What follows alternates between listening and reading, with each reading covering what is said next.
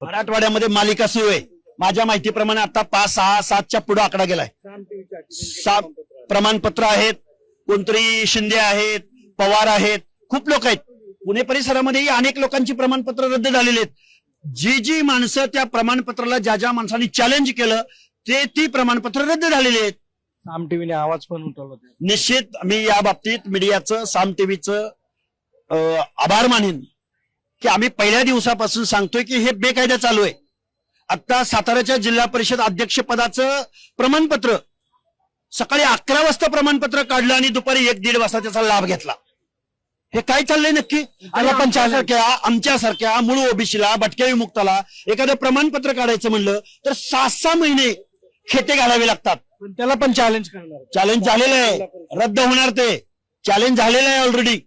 सांगलीमध्ये चॅलेंज झालेले आहेत, साताऱ्यामध्ये चॅलेंज झालेले आहेत, पुण्यात चॅलेंज झालेले आहेत, परभणी, वेगवेगळ्या ठिकाणी चॅलेंज झालेले आहेत ना, आणि ते रद्द होणार आहेत.